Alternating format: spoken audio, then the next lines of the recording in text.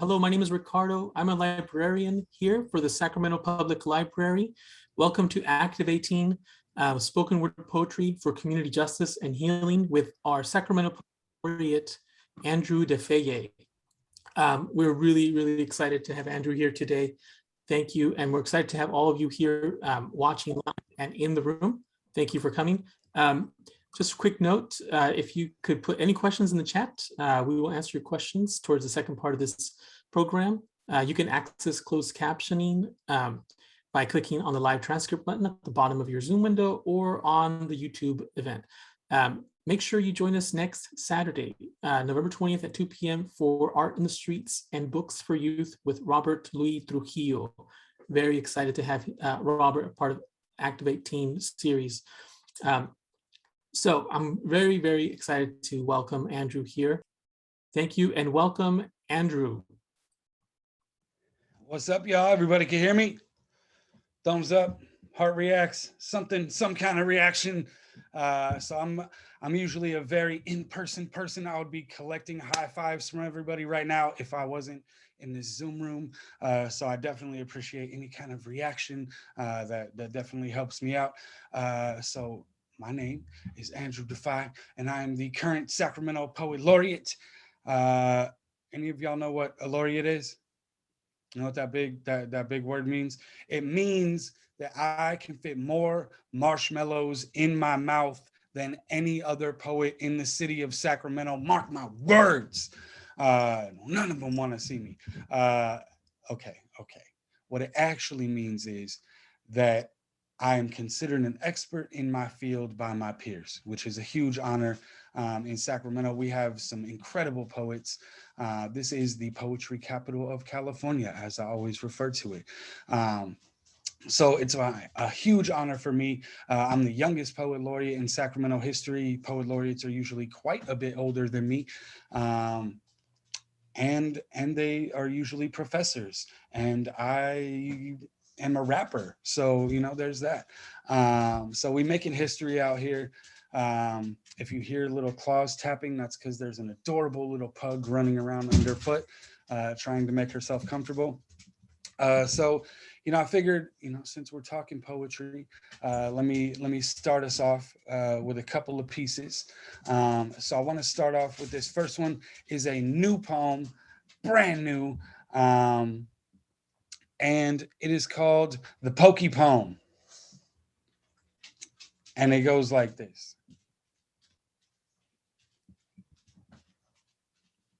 How are you feeling? I mean, good, bad, or ugly, underwhelmed or unstoppable, empty, exhausted, accosted by all of it, in search of a power button or an off switch with your hands or your heart first, more like a wave or a starburst. How are you feeling? My niece said, pokey. So I placed my palms on hers and said, feels pretty smooth to me. She responds, on the inside. And I felt my fault lines begin to give way. I said, baby, I know exactly what you mean. Sometimes there are earthquakes in my voice because I'm scared I won't pronounce love right.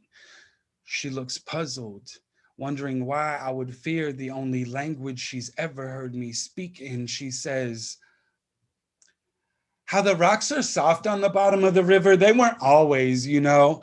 The water has to flow to make them like that. I dropped every constellation I was holding on the floor and we laughed new galaxies into existence. I told her it took me years of therapy to understand what she had just said. Sometimes we carry rivers behind our eyes, and that's why some of us grew up in deserts. Boys don't cry. She says, they're just not really something to try and stand on because it gets all slippery. I tell her no one has ever been more right about these fragile concepts of masculinity. She explains that the earthquakes are just Mother Nature dancing in my throat, and the only way to mispronounce love is by not trying. She says, Maybe porcupines should cry more. I ask her if I can write a poem about it. She says, absolutely not. At which point I bribe her with ice cream. And after we finish, I ask again, how are you feeling? She says, a little bit smoother. See, someday I will talk to her about mental health and generational trauma, systemic oppression, and how our bodies are big enough to house the top of joy and the bottom of grief. But today I will simply tell her that we all feel pokey sometimes, and that ice cream never fails. Thanks, y'all. So I wanted to start off with a little piece lately that I've been working on. You know, I've been really focused on how we use our art and our talent and our creativity to heal in the wake of the trauma that we've all been through in the past 2 years. Right, there's post-traumatic stress disorder that's happening all around our communities, and I know the power of words. What we do here is magic. Oh, you don't believe me? Why you think we call it spelling when you write words, right? Poetry is how we speak ourselves into existence, right? I come from a culture in hip hop that, you know, when hip hop started, folks didn't have instruments, right? Didn't have a lot, and made do with what they had. And we learned how powerful our words were. You know, you guys may be familiar with a rapper named Lil Wayne. He was signed to a rap group called Cash Money Millionaires. I have a poem. It's a 3-line poem, and it goes: Cash Money Millionaires weren't when they named themselves. You see what I'm saying? Like, you speak things into existence when you write them down. So I'll give you a little bit of my background. You can also, if you have any questions at all you want to type into the chat, you are more than welcome to type into the chat at any point.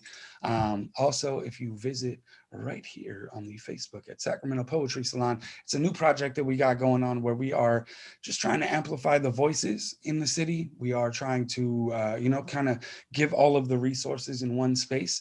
It's called Organizing and Centralizing. And it's one of the things that my elder teaches me and consistently is reminding me about, is the importance of organizing and centralizing everything. So head over to the Sacramento Poetry Salon. We're doing some really cool stuff over there, and got all kinds of opportunities. I think we're going to have some contests coming up, maybe some cash prizes for some contests coming up. So stay tuned to all of that. I'll give you a little bit of my history in the city as to where my art and my activism kind of intersect. So I was a communications director at a spot called Soul Collective Arts and Cultural Center. Give me a thumbs up if you've ever heard of Soul Collective. And if you haven't, make sure that you go check Soul Collective out. Yeah, good. So I was the communications director there for a long time, from 2009 to 2020. In that time, I also started a little arts collective called Zero Forbidden Goals. And when we started Zero Forbidden Goals, ZFG,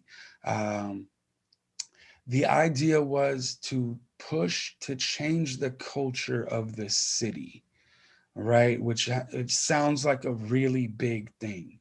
So I'll give you one example of this. A really concrete example is, you know, for a long time, people wouldn't book hip hop shows, right? You couldn't play hip because people thought of what you hear on the radio is not all of hip hop. That's part of it. That's part of rap music nowadays, and we don't want to discredit them. But there's also a very conscious side that's rapping about political issues and humanitarian issues. And it was all lumped into one. And you couldn't book hip hop in the city of Sacramento. And we didn't like that. And we knew Now, I am clearly of European descent. And most of my collective is my Black and brown family, right? And hip hop music comes from Black folks and brown folks, right? And so when we're talking about it not being allowed in certain places, then we're talking about racism, right? So we wanted to make a space for hip hop culture to be included, um, because it's one of the most universal cultures on the planet. It's recognized by the UN, by the United Nations as a culture, right? So one thing we started doing was these little things called guerrilla art flash mobs.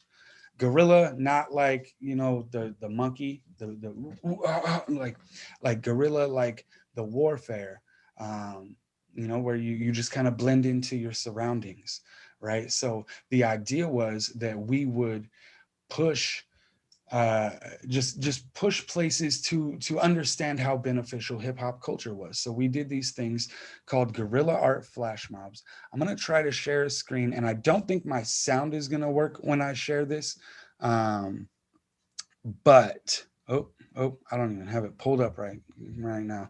Um, but I'll show you a little video of what it was like. But what we would do is we would run up into spaces, um, that so there was an unsuspecting pizzeria, there was a barber shop, there was a restaurant that had a patio, and we would just set up a phone line where people could call in and be like, where's the next flash mob, and they would give them directions. um, cool. So we would just direct people to be at this place at 8:08 p.m. and we wouldn't tell the business. And then we would show up and everyone would buy something, right? So we're supporting the business. So these places are having the best nights. We started out and it was 50 people that came through. And I was so excited. I was like, wow, we really did something big here. And then the next week we did it and it was 100 people. And then the next week we did it, it was 150 people. And then it was 200 people standing on the lowbrow porch in Midtown Sacramento. And the cops got called. The cops had to run. What's going on here? I said, poetry, officers, right? Expression. And so it opens doors to a lot of these spaces that then see how beneficial that hip hop is and the hip hop culture is. We just helped your business make more money than they've made on a Monday night ever, right? So that's kind of where I start. At that point, there was one night at Lowbrow where I used to stand up on tables and I would yell to start everything. And there was one night that I got up and I stood up on the table at Lowbrow and someone yelled, "That's the Guerrilla Poet Laureate of Sacramento." And I held that title and I still hold that title really close to my heart, and maybe more so than the actual Poet Laureate title because the people gave me that, right? Um, so you know, in this thing, the fancy word that a lot of nonprofits like to use for it is creative placemaking, right? Creative placemaking. You make a place and you make a safe space for folks to come together and build community.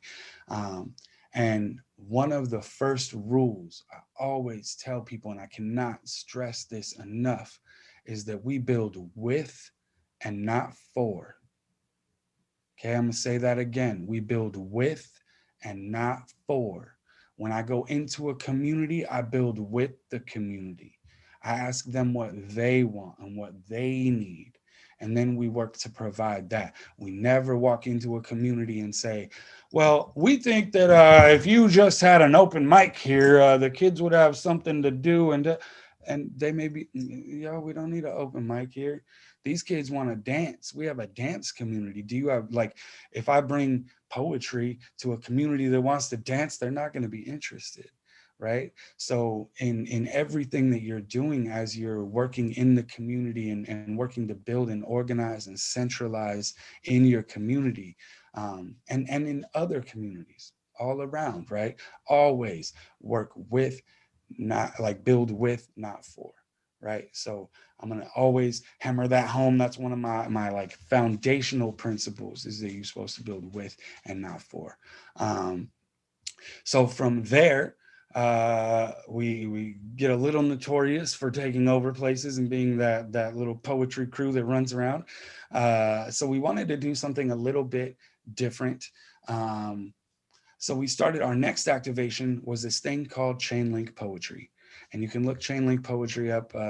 Maybe even we can find ZFG chain link poetry on YouTube. Maybe find a link and pop it in the chat. This video or this activation. Okay, have y'all ever seen magnetic poetry on people's refrigerators? The little words that are on the magnets, and then you move them around and you kind of make up words and you write all kinds of poems on the refrigerator. All right, Millie's seen it. Some of y'all have, okay, I see a couple other folks have seen it. So that was the idea, was I wanted to build a big public installation of magnetic poetry, right? Where people could make it say whatever they wanted to. And part of the idea with that is, y'all know how often you're hit with advertisements that tell you what to dress, how to dress, what to drive, how to eat, right? Like all of these things, but no one reminds you to dream. They're always trying to sell you something. They don't want to just cheer you on. I want to just cheer you on. I want you to walk down the street and see something that says, oh, I could do it. I can do this thing. Even if I'm having a hard day, somebody cares, right? So what we did, so here's also, part of community organizing. I like to tell people I'm a professional failer. Listen close. I did not say professional failure. I said I'm a professional failer, which means I have failed at a lot of things, which all led to me doing something like that. That leads to the process. You have to be able to fail, and you have to be able to give yourself grace, because that's how you get to the end game, right? You have to be not good at something in order to get good at something, right? So we thought about, how do we do this magnetic poetry thing, and got all excited about it, and then I priced it out. And magnets, it turns out, are really expensive. Really, really expensive. There was no way we were going to be able to do this set, right? So then, instead of walking away from the idea, we start thinking, how do we do this then? Right? So we came up with this way where basically we got cardstock and we put it in the page covers, the plastic page covers that you use for like reports at school, right? So cardstock in there. So you design the cardstock that has this word on it. And then we had people draw what that word meant to them. What is light or love or power or peace? What does that look like to you? So that's part of the exercise, is visualizing, right? So people are drawing those. Then we put them in the plastic sheet. We duct tape them up behind the back, because duct tape is your best friend as a creative. And we put coat hangers. We duct taped coat hangers to the back of the cardstock so they hang on a fence. And then we went and hung it on a chain link fence downtown. And it was the coolest thing to drive down the street. It was right by La Garnacha on 16th Street, if you know where that is. And it was the coolest thing to drive by and see that people had made this thing say something relevant to them, or they had left a message of hope for other people in their community, right? So that's the next the next phase of it, right? And then we get into we start getting asked to do these in schools. And so we did one at around CV Circle, if you know where that is, in Sacramento. And the kids were so worried. They said, the big kids are going to take them. They're going to mess up our set. They're going to do it. I said, look, if the big kids, like, I'll come back here this weekend. And if the big kids mess up your set, then I'll come back and make another one. It's fine. We got you. And we came back, and these youngsters, like 4th and 5th graders, on the weekend had walked over to the school and were playing a game where they rapped the words. Like, someone would pick a word off the fence and someone else would have to rap it. And then they were just picking words off the fence. It was the coolest thing I've ever seen done in my life with one of our activations. And it was just because we decided to put some art there, right? It wasn't always, we don't always wait to be asked, right? And it's a thin line too, because you also have to respect you want to beautify the place, right? So when we went into venues and we went into places and we popped up into these flash mobs, I hope you heard me say that everybody had to buy a slice of pizza, right? Folks came back to get haircuts, right? So folks patronize those businesses because we have to have those relationships. We depend on each other, right? Some of the other activations that we've done, we have a big one every April called National Guerrilla Poetry Month that started in Sacramento and has made it all around the world. It was covered by the U.S. Embassy in Ghana. We've had entries from Mexico City. We've had entries from France. We've had entries from South Africa.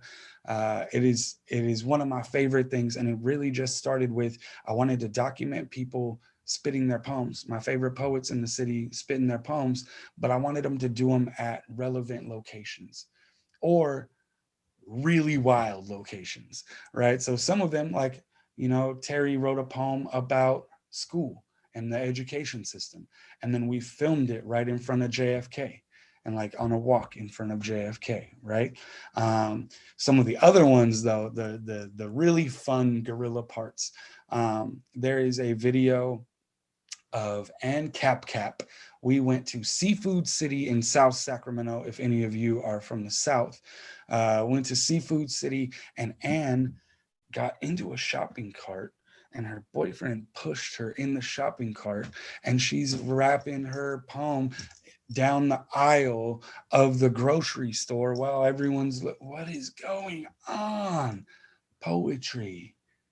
And it's exciting. It's not boring. Roses are red, violets are blue. I'm really bored, and so are you.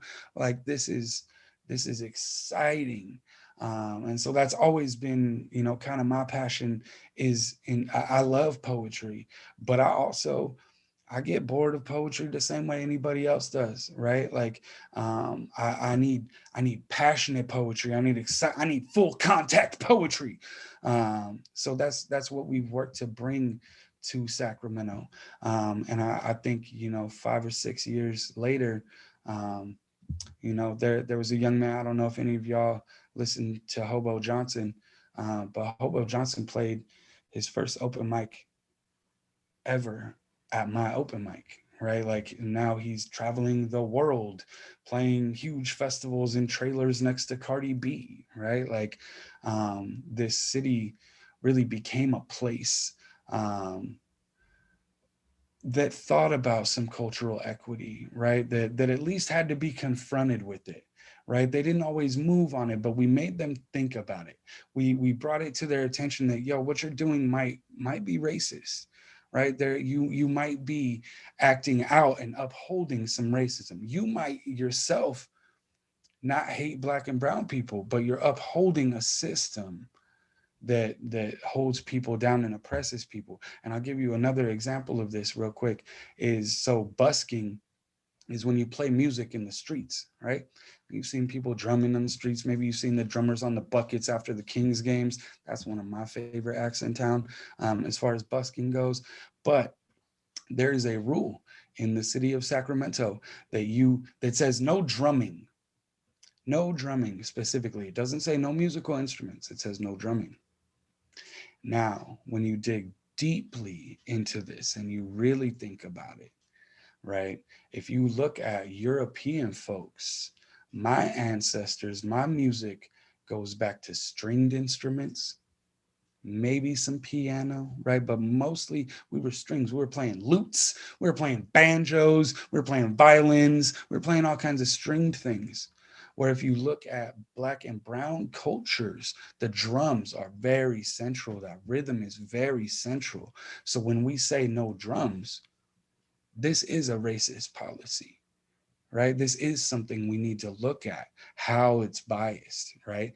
And what I love about y'all's generation, the teenagers right now, the Gen Z kids, y'all are my favorite. I am your biggest fan for the way that you just relook at everything. You don't take it just because we handed you something, right? I always use the example that my generation, my older brothers, they handed me this busted Tonka truck that they've been playing with. And I was like, oh, the wheel's a little wonky and the paint's messed up and it's got a little rust over here, but I guess we'll play with it. I guess we can use our imagination. And y'all, we tried to hand that to you guys and you were like, no, we're not playing with that. That's not a toy that we want to use. We're going to make our own toys, right?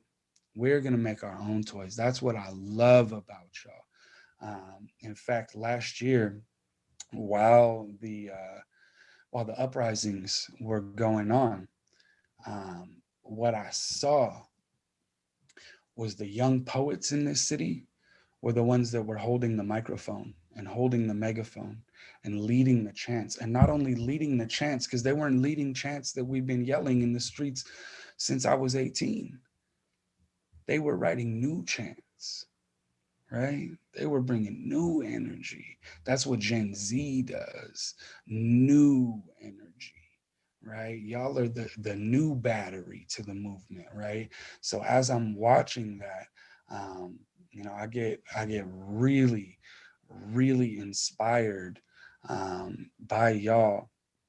And so I wrote the only real poem that I wrote last year. The pandemic was hard.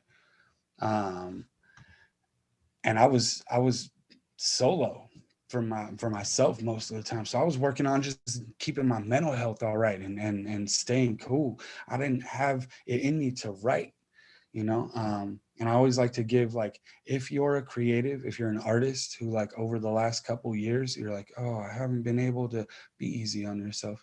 We all just been trying to survive, you know what I mean?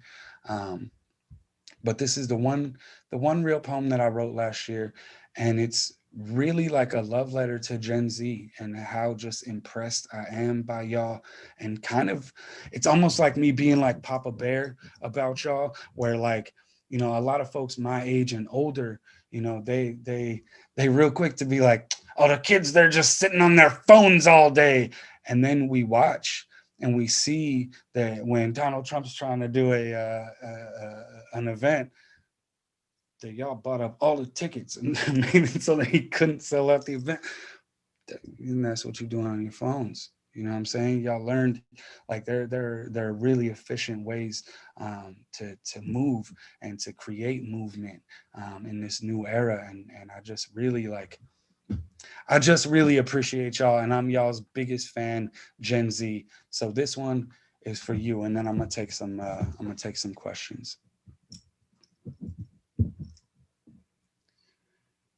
World War III is love versus fear, and we don't even have the right words.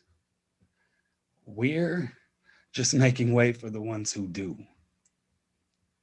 You, who deserve so much more than justice. Humans deserve so much more than liberation. We deserve so much more than freedom. They don't hear me. These are small words. Freedom comes with the implication there is something other to be freed from. Peace has become transformed to a tool of fear, something to keep rather than something to give away. Divine balance gets closer. Holy Father, we pray. Holy Father, we pray. Holy Father, don't you ever forget how holy my mama is. My friend Harley says the reconciliation is being live streamed in real time, and that word found home in my bones. Revolutions happen daily, however beautiful. I don't want to be revolving when I leave here. I want to be reconciled. We are answering the equation of us, struggling with the remainders of they, grasping at words just past our tongues that connect it all. So we say what we mean because that's all we know how to mean. But these kids will not be limited by the words we give them. They know mouths don't always call the same name hearts do. Let them pray in their own tongues and watch how ancient the dances get together. These kids know sometimes the right words aren't words at all. They're simply vibrations in rhythm and harmony. Thanks, y'all. And thanks, y'all, for being you. So yeah, I think at this point, I want to open it up to any questions that folks might have. You can just type away in the chat. I will definitely keep an eye on that. Here we go. Here we go. You make music, art, poetry, all of which is in support of community building. Did you imagine anything like this when you were a kid? You know, it's funny. It's funny because something that I always say, you know, I also want to dispel a myth right now that formal education and higher education is for everyone. You know, there's a lot of push for people to go to college and to get that higher education. And I'm not knocking it. I think it's great. And there's a lot of empowerment that can come from that. But also, if that's not for you, there are a lot of ways to get educated, right? In whatever you want to do, right? So myself, I barely graduated from a continuation high school, and it wasn't because there was anything wrong with me. It was because I have severe ADHD, and I was bored, right? So I barely made it through a continuation school. And I always tell people that the two things that I got in trouble constantly because the only two things that I did in school was interrupt class and write poetry. I had a big book and I would just sit there in class and I would just write. I had a lot of feelings inside of me that I needed to get out, right? So it's funny now because I tell people that those two things that I used to get in trouble for every day are the two things that people pay me to do now, right? So whatever you do, there's a way to capitalize and to empower yourself into it, right? So you know that's part of that, like, zero forbidden goals, right? Like, I like to write poetry. People always told me there's no money in being a poet. I figured out how to make some money being a poet, right? People pay me to do my poetry now. I have this title that allows me to go into spaces and talk to people about poetry, right? So, you know, they're just whatever it is. If you're like, yo, I don't really, I just want to play video games, man, then figure out like what that looks like, because there are folks who just play video games and get money for doing it, right? So it is researching like what the process is, and then like just doing the work, right, and dedicating yourself to it. But you know, for me, it's an interesting question because I was also, you know, I'll tell you a little bit more of my stories. I was born without stomach muscles. Pause. Think about that. Think about what you need stomach muscles to do. That's stand up, that's walk, that's maintain your balance at all, right? So due to that condition and all of the medical procedures and everything that came with that, I had so much inside of me that needed to come out. And that's why I wrote, right? But at 16 years old, they told me I wasn't supposed to live past 15. So if you ask me, like, did I think that what I thought I would be doing as a teenager, like, I didn't think I would be here, right? So every day to me is extra innings and a chance to really, like, you know, live. So I say that to also say that, like, it's a great outlet for that. And it's really like how I survived my teenage years, not only my own, the complications from my condition and medical trauma and all of these things, but also just it's hard being a teenager. You like coming into adulthood, you're not quite there. Like, it's a lot. It's a lot. And so for me, like, writing was definitely like saved my life in that time frame, especially. um so yeah, that's my extra long answer to that question. But yeah, the things that I was really good at, um I I'm still good at. I just figured out a way to get money and stop getting in trouble for them. Um, yeah. When did you start connecting with mentors as a young person? So, I think mentorship comes from a lot of different places. Um, so, I would say, like, my first mentor, my dad's a minister, my mom led the choir. Like, those are my spiritual mentors. They taught me about faith, they taught me about community. Um, I think for writing, there's one teacher specifically, right? I was in my yearbook class. I was in a yearbook class, like, in a newspaper class. I didn't write for either one of those. I didn't write stories. I sat and I wrote my poetry, and I wrote my what I wanted to write. And I had one teacher, Mr. Virgil Doogie, who I still keep in touch with to this day. He's the only teacher that ever, I won't say he's the only teacher that ever cared about me. He's the only teacher that I felt like ever cared about me. Um, and he ran up on me one day and was like, "Yo, what are you writing in that book? I want to read it." And I said, "No, you absolutely can't read this book. This is my diary. And I don't abridge it. I don't censor it. I write all of my feelings in this thing." And he said, "I'm not going to get you in trouble. I just want to, like, I'll give you credit for writing because I see you write, but I just never see what it is. But I'm not here to get you in trouble." And so I gave him my book. And when he came back the next day, he had shoved a bunch of his poems into my book. And they were very sensitive poems about the divorce he was going through, and his wife was trying to take his kids. And it was a lot. He could have gotten in trouble for that. But he addressed me as an adult, right? He addressed me as a writer. And he's the one who told me, "What you're doing is poetry." He's the one who gave me my first copy of the Outlaw Bible of American Poetry. Um, so yeah, that was my first real mentor. And then I got a lot of mentorship from, I went to workshops. I found older folks.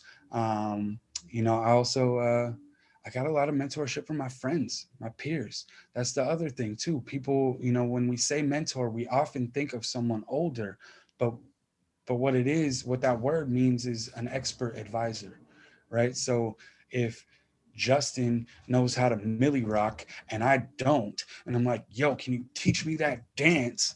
Then Justin is a mentor because he knows something I don't, right? So we're all mentors, and there's mentorship everywhere. So I definitely want to, like, hit on that as well.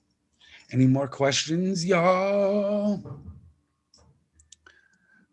Oh, oh, I like this question. I like this question a lot.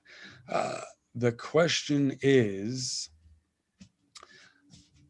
being a public person who makes art about self expression must be challenging. What self care tip would you give to you? Now, I would say number one, don't read the comments ever. Don't ever read the comments.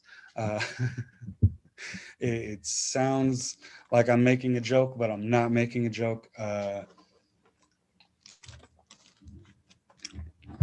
Because people, there's a disconnect. They forget you're a person, right? When you're just a video or when you're just a piece of content, then they forget that you have feelings and that you're a person. And I am a poet, and I'm a Cancer on top of that. I'm sensitive about my art and about everything, really. But for me, it's definitely like I keep a bubble around me. as far as like the energy that I'll allow in if I put up a video, again, I don't generally, once it goes outside of my circle, right? There are people that I want to get their feedback. Yo, what did you think about this? How was this? Right? I have a poem, I have a short poem that goes, never consider the opinion of anyone who hasn't done your dishes. And that's lightweight how I feel about it. If if I love you, then I care what you think about my art. If I don't know you, then I'm probably not gonna read your comments, and I'm gonna keep you at a distance just because I can't.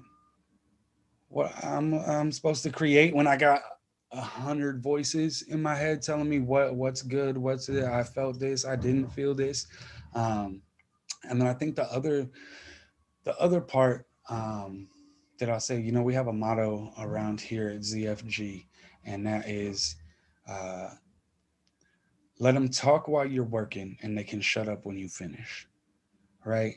Which means like not everybody's gonna catch the vision. When you're like, yo, I wanna write a book. I want to start a TV show. I want to get on Netflix. I want to, whatever your vision is, not everybody's going to be able to see it. And there's going to be a lot of people that don't think that you can do it.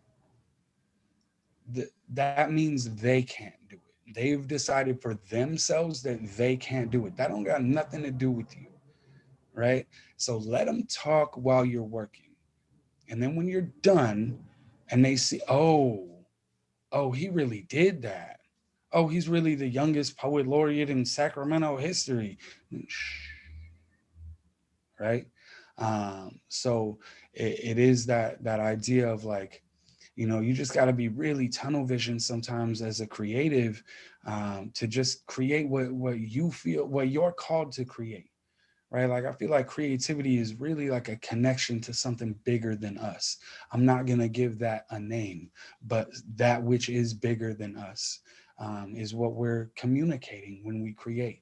Um, so, sometimes not everybody's going to understand that connection. Not everybody's getting the same information that you're getting. Not everybody sees the same vision.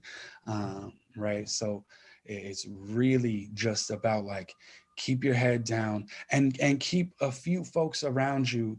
My closest friends aren't yes men. Like the people who are closest to me are the people who pick my art apart, and I know it's because they want to see me succeed.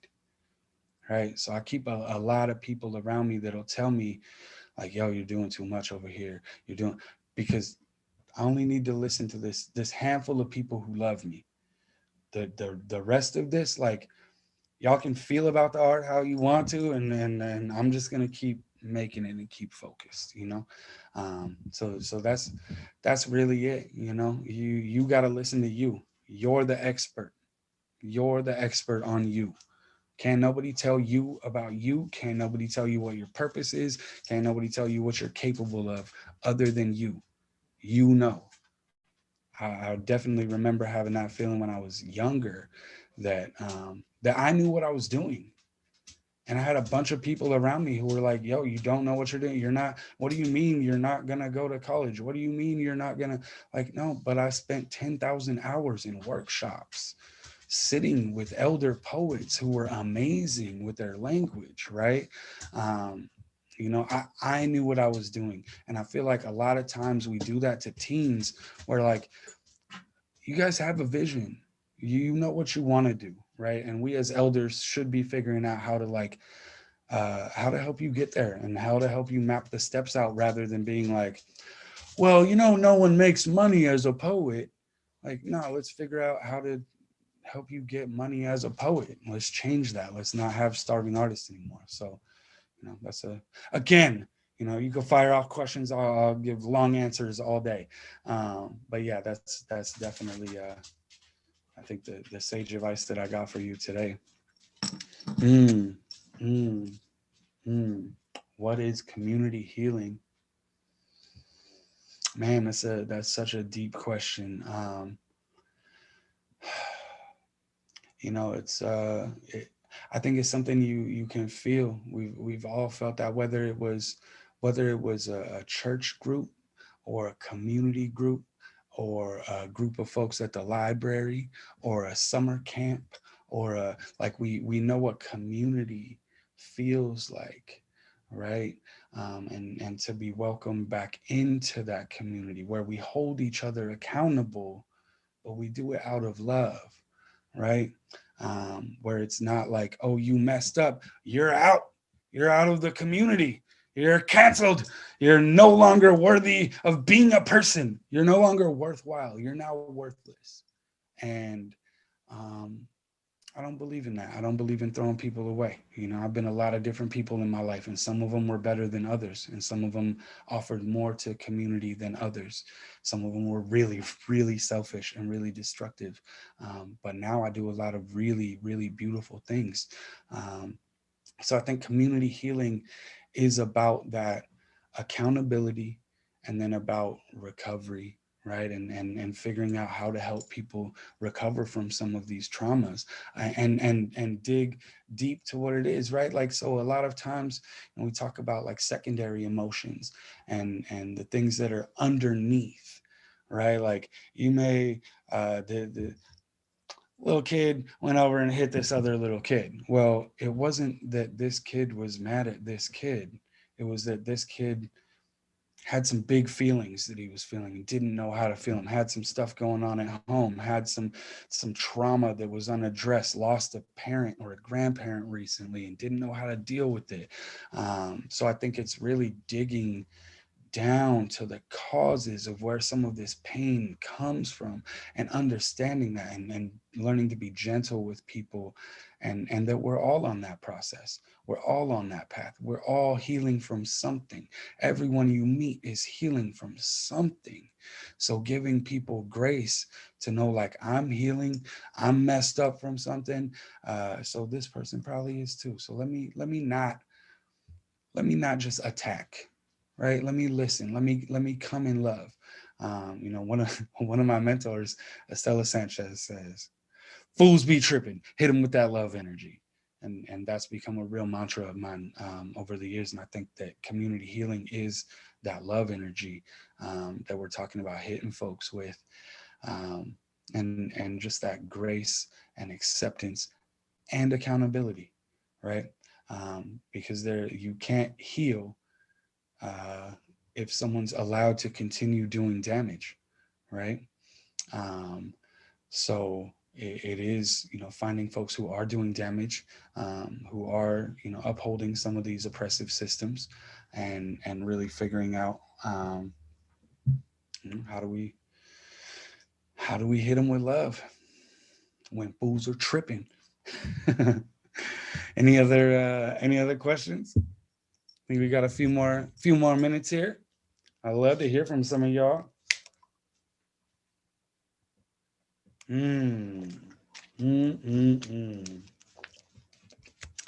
My two artists, acts, writers, they recommend to teens.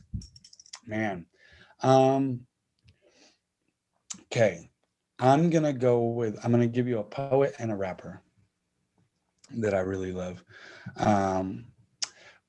Poet, Buddy Wakefield. Buddy Wakefield to me is that's who I aspire to write like. He just has no bounds in the way that he uses words, but he paints a picture that you can't help but see very visually. And it's just really wild. So Buddy used to be a slam champion from all over the world. This competition, this guy, he's got belts. And then decided he was done with slam and he didn't want to do poetry for scores anymore. And he didn't want to compete. He just wanted to write poetry, and it is some of the most powerful poetry ever. So Buddy Wakefield is the poet that I would give you. And he also does a lot of like workshops right now. He's doing some really cool like teaching stuff. So if you are a young writer, definitely stay tuned to what Buddy's doing. And if you're like, yo, I want to take one of these workshops, like maybe hit me up. Maybe we could figure out how the poetry salon can help support that or something. You know what I mean? And let's see, the rapper I'm going to give you is from Sacramento. His name is Dre T. Man, Dre T comes out of Soul Life. We started a record label at Soul Collective. Dre T is one of the most prolific lyricists ever, and the beats bang. Like, that's the thing. You can't just. I'm from California. I've been here my whole life. You can say whatever you want to over a beat, but if it doesn't bang, I'm not listening. I don't care. Let's just be real about that. So I highly recommend. Dre has slaps that also like really address some topics and are really about some things without being cheesy, without being corny. Um, Also, I'm going to throw out there. I know there was only a couple that it asked for, but also throw out the Philharmonic, who's doing some really amazing work right now, also off Soul Life, and co-produced a couple albums of mine ago, the album called Ultraviolet. But just an amazing musician, amazing lyricist, and also from Sacramento. You know what I'm saying? Like, this is that chance for you to be like, yo, I messed with that dude before he was blowing up, before he was doing Bonnaroo and Coachella, because it happens. It happens. People used to say that it couldn't happen out of Sacramento until, if you look right now, Zaya Bell is she's number 6 on the R&B charts on Apple. She's from Sacramento. Destroy Boys was number 1 on the rock charts a couple of weeks ago. They're from Sacramento. There's a lot of talent that's coming out the city. So, stay tuned to your local city, because eventually the whole country going to know about it, and you'll be able to be like, oh, man, I went and saw them for like $5 at a coffee shop one time. So, last one. Tell us about joy. Man, joy. Joy is at the center of everything. I'm writing a book right now called The Great Joy Hunt. That will be a 30-day workbook where, like, every day you'll get like an activity, maybe a little poem, and then an exercise to just do to cultivate joy. I believe that happiness comes from the outside, and I believe joy comes from the inside. So it's everything. I'm trying to get my little and sometimes joy comes from here. So yeah, joy. You're gonna be breathing all hard in the mic. So just this idea that happiness comes from outside, joy comes from inside, and how do you cultivate that? And how do you cultivate joy even in grief? Right? I've been in a lot of grief lately. I lost a lot of friends these last couple of years, and it hurts. And it hurts. And how do you cultivate joy? In that first poem, the Pokey poem, I say that our bodies are big enough to house the top of joy and the bottom of grief. So I believe joy is, how the human spirit prevails, right? Radical joy in the face of oppression, right? If we're steady marching in the streets and we're fighting against things, but we don't have moments of joy, then what are we fighting for, right? Joy is what we fight for. So, it's having these practices in play. Things like, I got a playlist. I got a feel good playlist that when I'm having a bad day, these are the songs that I listen to because I know that they get my vibe higher, right?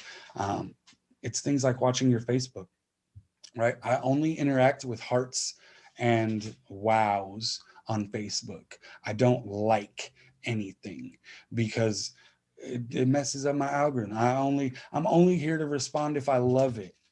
Right. And then number one, it works with my Facebook algorithm, but it also works with my personal algorithm, right? That I'm not spending time being mad about things and hitting angry reacts, right? So there's a lot of keys about joy that that are gonna be in this book called The Great Joy Hunt. That's gonna be in Oprah's list of favorite things like 2023. Okay, so stay tuned for that. But also on my YouTube channel, there is a whole series I started this year doing a morning show called The Great Joy Hunt, and I had a bunch of guests on. and a bunch of tips and all of those tools. So if you ever need to like cultivate a little bit of joy, then holler at me. I see another question from a teen. What projects would you see yourself working on in 5 years? What projects would I see myself working on in 5 years? So I just applied for a job. I told myself I'd never work a job again, but I applied for a job as a news reporter because I think being on the radio would be really cool, and being able to interview folks and kind of highlight some of these conversations, right? The couple of other people who are going to be part of this series, I'm a huge fan of their work. I would love to sit down and interview them. So I think that's part of it, like some media work I would really love to be doing. I also want to, I want to write that book in the next 5 years. And I really want to tour the country telling people about this joy hunt and about how we pull ourselves up, right? How we get from a 1 to a 10 in a day. How is it that we keep our mental health up and we keep our spirits up? So that's definitely like what I plan to be doing in the next 5 years, is a lot of like motivational speaking. I'm working on a set right now that includes that pokey poem. That'll be like an hour-long motivational speaking, poetry, self-love, maybe some beats. I don't know. It's all coming together, and I'm catching the vision right now. So I'm in that place of creativity where like I'm just listening to the universe as it like kind of flows through me, and not listening to anyone else. So I'm very much in that place I was talking about earlier, where we working right now to put the vision together. But that's a great question, and you should be always looking at like the coming years. Don't put too much in it. I think we all saw 2020. I had a whole list of things that I was gonna do, and then the whole world shut down, right? So don't put too much on that. And also, let me just close with this for teens. There's this thing where it's been passed down that like there are these polls of like, this is what you should have by this time, and this is what you should have by this time, and by the time you're 18 you should have this, and by the time you're 21 you should have this, and then you should be married and have a kid. And like, don't fall into all of that, y'all. Don't fall into all of that. Y'all live in a very different world than your grandparents did, who are the ones that are handing that down, right? It's we don't live in the same economy. We can't buy houses with the same jobs that they did. There's a lot. And if you hold yourselves up to someone else's ruler, then it's just gonna hurt you. Like you judge yourself on your own growth. If I plant 2 seeds next to each other and this one starts to pop up in 3 days, does that mean this one's not going to? Nah. And it doesn't mean this one's gonna have better fruit on it either. So just take your time and don't hold yourself up to anybody else's standards. You are the standard. You know what I mean? And with that, 0 forbidden goals. You do whatever you want to do. Thanks, y'all. Thank you so much. That was incredible. I think everyone here has learned a lot and has felt a lot. So we super appreciate your time this powerful afternoon. Just FYI, this program will be replayable, so you will be able to see it on our Sacramento Public Library's YouTube page instantly. It was streaming live. So make sure you join us next Saturday, November 20th at 2 p.m. for Art in the Streets and Books for Youth with Robert Louis Trujillo. Andrew mentioned that's somebody that they've worked with before and is incredible, so we're excited to have them here. So on behalf of the Sacramento Public Library, thank you so much for being here, and have a great afternoon.